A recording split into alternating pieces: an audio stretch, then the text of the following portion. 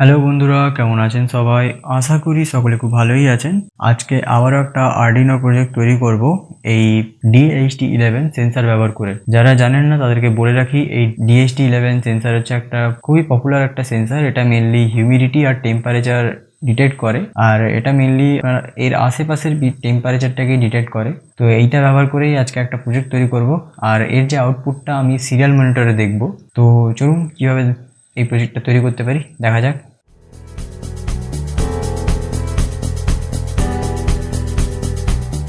ওকে, so আজকের এই প্রজেক্টটা তৈরি করতে আমার লাগবে একটা আরডিনো ইউনো বোর্ড, একটা DHT11 সেন্সর, একটা ব্রেডবোর্ড আর কিছু জাম্পার ওয়্যার।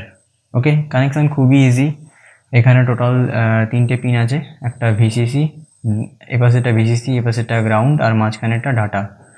তো আমি ফার্স্টে এটাকে এখানে কানেক্ট করে নিব, দেন মাঝখানেটা ডাটা। রেড কালারের যে ওয়্যারটা ওটা হচ্ছে পজিটিভ, আর এ পাশে হচ্ছে নেগেটিভ। ওকে, নেগেটিভটা কানেক্ট করব গ্রাউন্ডে, আরডিনো গ্রাউন্ডে। পজিটিভটা কানেক্ট করব 5 ভোল্টেজে, আর এটা কানেক্ট করব আরডিনো D2 এ। ওকে, এইটুকুনি কানেকশান। এরপর আমি এটাকে আমার ল্যাপটপের সাথে কানেক্ট করব।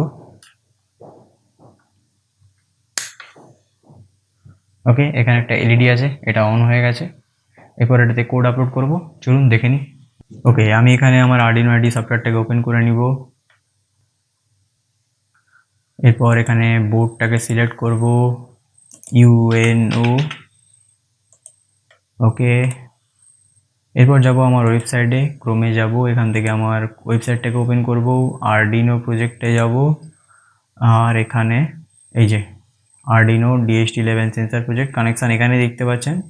D2 এ কানেক্ট করেছি, আর এখান থেকে পজিটিভ নেগেটিভ দিয়েছি। কি কি লাগবে? Arduino board, DHT11, breadboard, jumper wire. View কোডে যাব, এখান থেকে কপি করব, আরডিনোতে যাব, সিলেক্ট করে পেস্ট করব। ওকে, এরপর এখান থেকে আমি আপলোড করব। আচ্ছা, সো এখানে একটা এরর দিয়েছে। কি এরর? প্রথমত এখানে DHT.H, এটা একটা DHT11, এটা হচ্ছে একটা সেন্সার। এটা কীভাবে কাজ করবে তার জন্য আমাদেরকে একটা লাইব্রেরি লাগবে। লাইব্রেরিটার নাম হচ্ছে DHT11 সেন্সার লাইব্রেরি। আর দ্বিতীয়ত যে ফল্টটা হচ্ছে সেটা আমার নিজেরই করা ভুল, সেটা হচ্ছে এই যে এখানে ডাবল ইনভার্টেড কমা দেওয়া আছে, বাট এখানে ডাবল ইনভার্টেড কমা লাগে না, এখানে লেস দেন আর গ্রেটার দেন ব্যবহার করা হয়। বাট আমার যেহেতু কোডে একটু এরর দেখাচ্ছিল, তাই আমি এইভাবে দিয়ে রেখেছি। আপনারা যখন ব্যবহার করবেন কোডগুলোকে এইভাবে লেস দেন গ্রেটার দেন দিয়ে দেবেন, দেন যাবেন লাইব্রেরিতে, এখানে DHT11 লিখে সার্চ করবেন, দেন এখানে পেয়ে যাবেন DHT11 সেন্সর লাইব্রেরি। এই যে DHT সেন্সর লাইব্রেরি, এখানে এটাকে ইনস্টল করে নেবেন, ইনস্টল অল। ওকে, ইনস্টল হয়ে গেছে। দেন আমি এখানে যদি আবার আপলোডে ক্লিক করি, আর কোনো এরর হবে না। আপলোডিং ডান। ওকে, আপলোড ডান হয়ে গেছে। আমি সিরিয়াল মনিটরটাকে ওপেন করব। আচ্ছা, এখানে fail to read from DHT sensor দেখাচ্ছে। আমার এখানে সম্ভবত কানেকশানে কোনো গন্ডগোল হয়েছে।